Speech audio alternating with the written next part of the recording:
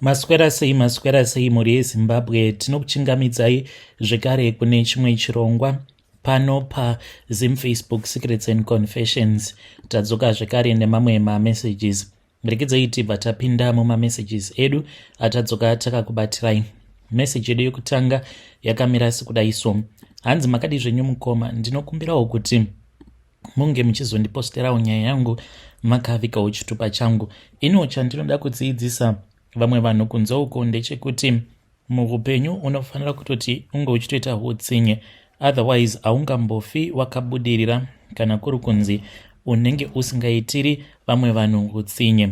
Baba vangu vakandidzidzisa chaizvo. Baba vangu ndivo vega vainge vakabudirira mumhuri medu, uye zvekare baba vangu vakati baba vavo sekuru vashayika vakabva vachizotora munda vakautengesa, vakatora matrakta ainge ari asekuru vakamatengesa, neimba iyo yainge iri kuHarare vakaitengesa zvekare. Vakadya mari iyoyo, handingati vakadya zvavo as such, but vakaita mamwe ma-investments in secrets avo ainge asingazivikanwe nevanin'ina vavo nehanzvadzi dzavo, vana tete vedu. Saka baba vangu vakandidzidzisa from a very young age kuti the world, whether we like it or not, it is very cruel kutoti unge uchitonzi wabudirira unge uchitoitira vamwe vanhu utsinye. Kana ukada kurarama a normal life uchibata vanhu zvakanaka, ndiwe unozogumisidzira wazoitirwa utsinye. I was born and bred in Chivu, Mashonaland East. Baba vangu ivo vaiwanzokushandisa hama dzavo kumapurazi avo awo avainge vainavo, vachizviziva kuti hama inokwanisa kushanda kwenguva refu pasina mubhadharo. Saka baba vangu ivo vainge vari murimi mukuru, zvekare vaiitawo zvekubata-bata, asi amai vainge vari munhu aifarira zvechechi. Saka ndikangoti ndakatoredzera amai vangu zveuvhangeri. Taitombopota tichitofamba mumavillages tichibatsira vanhu vanotambura. Amai vangu ndo pavainge vakangwarira ipapo kuchechi. Vaizivikanwa nechivhu chose semunhu anobatsira chaizvo, asi dzavo hama baba vainge vasingadi kana kutombodziona, vaingobatsirawo zvavo hama dzavo ivo amai. So I grew up in that type of a setup, and in my life ndakazviudza kuti I was supposed to rise above the spirit of poverty. Kuchikoro I excelled zvangu, ndaiva munhu aigona maarts. I excelled kuscripture union. I was very good kumemorize ma-scriptures, psalms in Shona and English. And mama vakanditi I had a calling yekuti ndinge ndichizova a pastor. Mama vangu vakandidzidzisa kuti kana ndiri pane vanhu vanenge vari maChristians ndinotaura ndichiti kudii, especially panhau yekuti I have a calling, I have a vision. Saka from a very young age ndakatodzidziswa kutorevawo nhema naamai vangu zvekuti kuchechi ndaitozivikanwa kuti mukomana uyu ane a great vision. So in my early 20s ndopandakabva ndachizotsvakirwawo mukadzi nababa naamai vangu uyo wandichati Rudo. We met zvedu for the first time at a youth camp niye kwaRusape uko. Ainge akazvinakira hake, mwana wevanhu. Ndakamuda from the word go, ndokubva tachizoroorana zvedu. We got married mainge muri mugore ra2008, and I promised her kuti ndainge ndichazomupa each and every blessing that the Lord could provide for me. By 2014 I was already pastoring a small congregation kumaruzeva, ndisingakwanisi hangu kukuudzai kuti I was ministering kupi kwacho. The congregation was very poor mukoma, vainge vasingatokwanisi kunyatsokubvisa chegumi. Munhu aitotiwo akauya nembudzi yake ototi atogona kutobvisa chegumi. Vana vaingoenda kuchikoro nemarengenya. Saka mudzimai wangu iye aigara achingoti we should have a brighter future for our own kids, and she would cry sometimes kuti asi Mwari sei makatiisa munzvimbo yakadai. Ndakabva ndachizozviudza kuti taifanira kuti tinge tichizobuda muZimbabwe, asi panguva yacho taishaya kuti tichabuda sei muZimbabwe. Fast forward ndopakazouya awo avanoti manurse aid. Ndipo apo pandakabva ndachizoudza mudzimai wangu kuti ndainge ndazowana mukana zvino wekuti tinge tichibuda munyika yeZimbabwe. Saka painge paine munhu wekuchechi ainge aine mwana wake uyo ainge akaenda. Ndokubva ndachizobvunza ndikanzi mufundisi, mari dzacho dziri kudiwa ndidzodzi. Saka pamari iyo yatainge tiinayo tainge tichishota $7,500 kuti tinge tichikwanisa kubhadhara maagents acho iwawo. That was when pandakatanga kuita zvimabhindauko zvakasiyana-siyana. Since I was already ministering in the rural areas, because ndokwaita sekunge kwainge kutori necalling yangu, ndaiti ndikabviswa in this village ndoendeswa zvekare kune imwe village. Saka izvi pazvakazoitika ndainge ndava kuita ministry yangu ndiri kwamutoko uko ndisingakwanisi hangu kukuudzai nzvimbo yacho.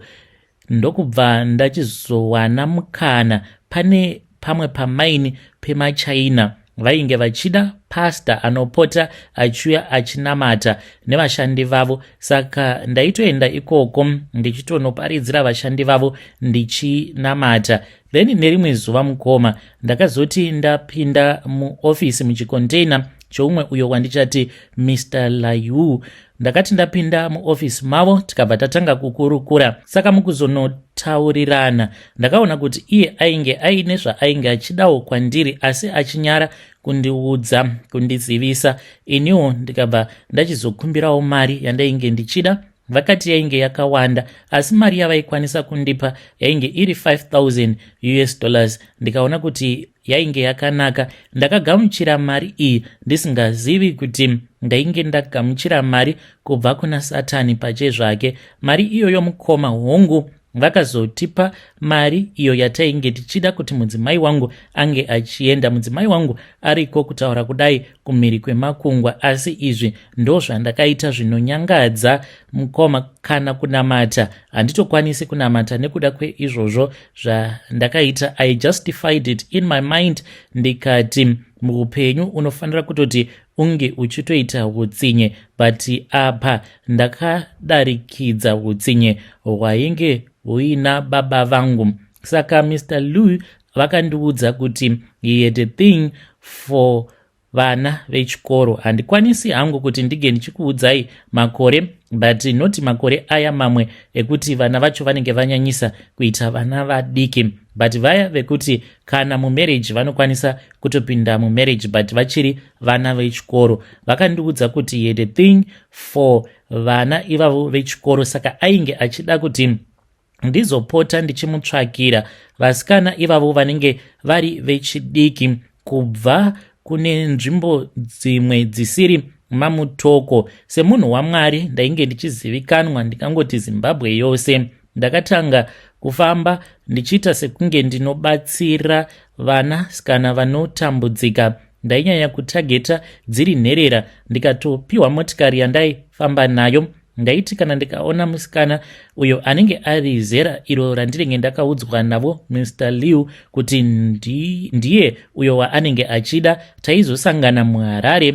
Ndobva ndanosiya musikana uya navo vorara naye. Handizivi hangu kuti vakarara nevasikana vangani, but ipapo ndakashanda mukoma nacho ndichishandira mari iyoyo. Vainge vakanditi uchashandira mari iyi uzonosvika mudzimai wako aenda kumhiri kwemakungwa, uchange uchizongoishandira mari iyoyo. I remember umwe uyo wandichati Esther uyu ainge ari munzira zvake achienda kuSouth Africa. Ndikasangana naye. I then picked it up nekuda kwezera rake. Ndakamubvunza kuti ko unonzani uye zvekare uri kuenda kupi. Akandiudza kuti ainge achirarama upenyu hwainge hwakaomarara achishanda samaid, uye zvekare zvinhu zvakazowedzera kuoma mushure mekunge gogo vake vashayika. Saka akazongobva kumusha achitoita zvekutotiza kwava kuchizouya muHarare akazotanga kugara achishanda samaid. Kudaro ainge achishungurudzwa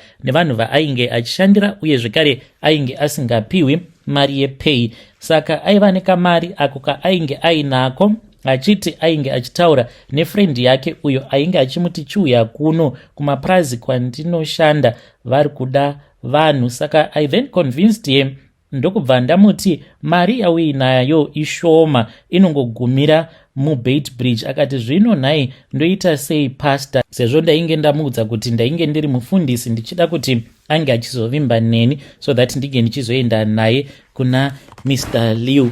Ndokubva achizobvuma mushure mekunge ndamuudza kuti mari yake yainge iri shoma, yainge isingatokwani, but ndochokwadi. So I feel as if ndakatomubatsira because nekamari ikako kaainge ainako zvimwe kuda aikwanisa kuzotosangana nemamwe maproblems munzira.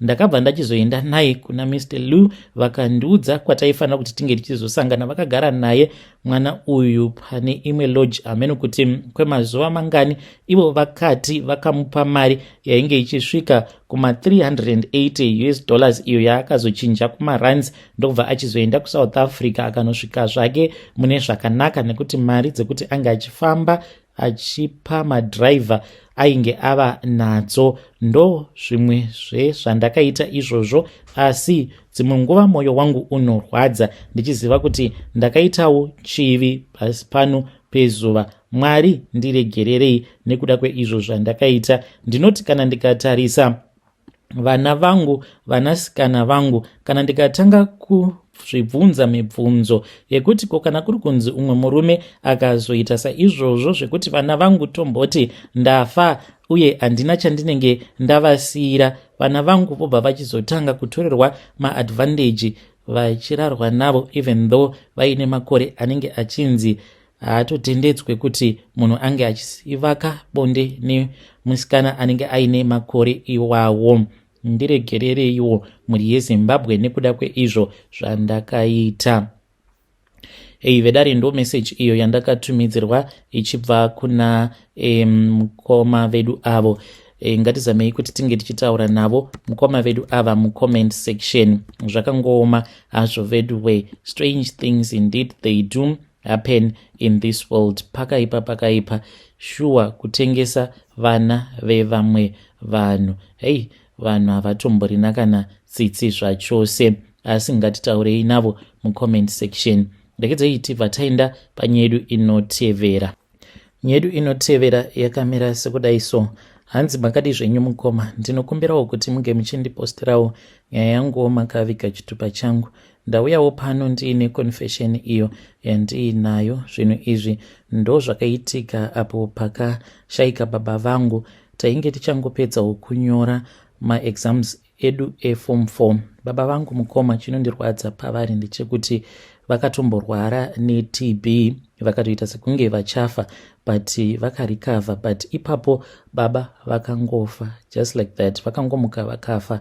Ende dzimwe nguva mukoma unokwanisa kutosangana nemunhu otokupa chiprofita, but unotoramba kuti zvinhu zvaanenge akuudza izvozvo chinenge chiri chokwadi. Saka baba basa ravo ravainge vachiita rainge riri rekuchera migodhi. Ndipo apo pavanoti vakasangana neumwe murume ainge ari muprofita, akabva achizovaudza kuti kwainge kuine munhu mumhuri ainge achida kuvachekeresa nekuti chidende chake chainge chaoma chisisina ropa. Saka zvinhu zvake zvaipota zvichienda zvichinonanzva chidende ichocho.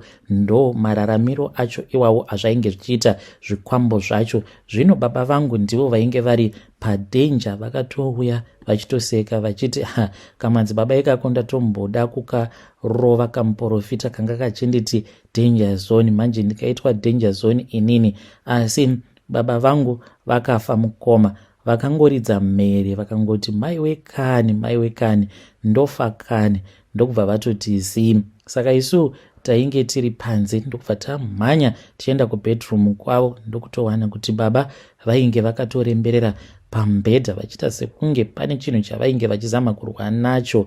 Takambofunga kuti zvimwe kuda baba vainge vachiri vapenyu vainge vachitsvaka chimwe chinhu chainge chiri pasi pemubhedha, because vainge vakaremberera vachiita sekunge vainge vachitarisa chinhu chainge chiri pasi pemubhedha. Ndo patakaona kuti baba vainge vasisiri kufema. Amai vakatotanga kutoridza mhere, vanhu vava kutotanga kutochema paya. Ndokufa kwakaita baba vangu. Pakafa baba vangu mukoma, bankuru vakabva vachizouya, ndikangoti about 2 hours mushure mekunge baba vashaika. Baba vangu havana kumboendeswa kumochwari mukoma. banguru ava vakatongouya nemapurisa avo ndobva zvikatonzi baba vainge vasina kufa rufu rwekuurawa. Saka taitofanira kutoti tinge tichitosimuka. Takatosimuka mukoma. Baba vangu vakatongoendeswa kune imwe funeral parlor, vakatoiswa mukofini. Kwava kutosimuka takananga kumusha. Takazoti tasvika kumusha, saka vamwe vehukama vakazotanga kuuya one by one. Then sabhuku ndikangoti ndiye akazototibatsira. Pakabva panzi paifanira kuti pange pachitsvakwa n'anga kana kuti muprofita, because painge paine mvura dzainge dzichiyerera dzichibva mukofini rababa. Saka sabhuku vakasvitsa nyaya yacho kuna mambo. Mambo vakati munhu iyeye haangavigwi. I think kuti ivo baba pachezvavo vainge vava kutozvirwira hondo dzavo. Mukomanashi mushure mekunge mambo vati pange pachitsvakwa n'anga, bamukuru vakatombotsvaga mamonya ekuti vange vachienda kunoviga baba vari vega mukoma. Vanhu vose village rose vakati hakuna zvinhu zvakadaro. Iwe unoreva kuti uruda kuenda kunoviga munin'ina wako uri wega, vana vake uchivasiya pano, motakura kofini moenda muri mega, uri one nemamonya ako, muri kuda kunoviga chii chawakaita kumunin'ina wako? Bamukuru vakati nekuda kwekuti mutumbi wababa wainge usina kuendeswa kumochwari, saka vainge vava kutoshata, nekuti takazogara dzimwe 2 days vanhu vachingoita makakatanwa chete. Vamwewo ndo vainge vava kuenda vachirerekera kusaidhi rabanguru, sezvo banguru vainge vaine mari dzinza rose. Asi vanhu vemuvillage vakaramba vakati hakuna zvakadaro, haasi kuzovigwa Joe. Baba vangu vainge vachinzi Joe. Ipapo I think kuti vakamira baba, because banguru vaitoda kutoti vange vachitovigwa nekukasika. N'anga yakazoti yasvika yakangotanga nekungoti ndakakuonai mose zvamainge muchida kuita, muchitukana muchiita sei, asi ikoko kwandainge ndiri ndakatokusungai mose kuti muchanetsana, kana muchibayana nemapanga mainge muchazobayana nemapanga, asi mufi uyu ndakamuudza kuti iwewe vanhu ava vadzivise vasakuviga kusvika ndasvika ndinge ndichizokupa simba rako. N'anga iyoyo payakasvika mukoma, ivo bamukuru vakadzikama kwava kugara pasi. Zvose zviya zvavainge vachiita zvekupopota vachiita sei vakasiyana nazvo. Ipapo I think n'anga yavo yainge isati yavaudza zvekuita. Bamukuru pavainge vachiratidza kuti vainge vachitya, vachiratidza kakunzwisisa, saka vakazoreceiva phone call ndokubva vachizotanga kupopota zvino, vachipopotera n'anga iyaiya. Apo painge pava kuda kunoitwa body viewing, nekuti n'anga iyi yakavabatisa tsvimbo. Bamukuru vakanzi bata tsvimbo iyi iwe murume, nenharo dzose idzo dzauri kuita. Vakabva varamba vakati ndibate tsvimbo, saka vakazotoita zvekutomanikidzwa nevanhu vainge varipo. Vakabva vabata tsvimbo iya, vakanzi vange vachipika nayo tsvimbo iyoyo kuti painge pasina chavainge vakaita munin'ina wavo baba vangu. Vakati kwete, handina kumuuraya ini Joe. Ndokubva vadzosera tsvimbo vakatoti handiti manga muchiti ndakauraya munin'ina wangu, ko ndadii ndarohwa nemheni, nekuti ivo sekuru vacho vainge vakati acharohwa nemheni kana kuri kunzi ndiye akauraya munin'ina wake. Vanhu vose paya ndokubva vati zii, kana vamwe vaya vainge vakambojamuka vakatotanga kutonyara, including mama vangu vakatombopopota vachichema vachiti ndiwe wandiurayira murume wangu. Saka nguva yebody viewing yakazoti yakwana, vanhu vakaenderera mberi nebody viewing. Bamukuru ava mukoma vakangoti vachinotarisana nemutumbi wababa vangu vakaridza mhere mukomanashi, because takatonzwa kwati kukwenywa kurira zvichiratidza kuti vakarohwa pama nemunhu watisina kuona. Obviously vainge vari baba. Vakatanga kuridza mhere vachiti Joe ari kundirova kani, Joe ari kundirova kani, ndibatsireiwo kani, ndiri kurohwa. Hazvina kana kumbotora maseconds, bamukuru vainge vazvimba fesi yose iyi zvekuti vanhu vakakatyamadzwa nazvo. Ende chakazovhundutsa vanhu ndechekuti tebho iyo yainge yakagadzikwa kofini rababa yainge iri tebho yesimbi mukoma. Tebho iyoyo yakavhunika makumbo, kofini rababa rikadonha. Takazovaviga zvedu baba, asi tainge tatoziva kuti banguru ndivo vainge vakauraya baba. Ndo zvakaitika mukoma kuti tinge tichivaisa maoko banguru zvainge zvisingaiti, sezvo nyaya iyi yainge yakatopinda mudare ramambo. Ndochiitikawo icho chakaitika kwedu. Kana mukaposta muzondizivisawo, ndichange ndichizotevererawo ndiri mucomment section. Mhuri yeZimbabwe ndo meseji iyo yandakatumidzirwa ichibva kuna mukoma vedu. Kana kuri kunziwo kwenyu kunenge kuine zvinenge zvakaitika, you can also come to my inbox, then we talk about it. Zvakangooma hazvo vedu we.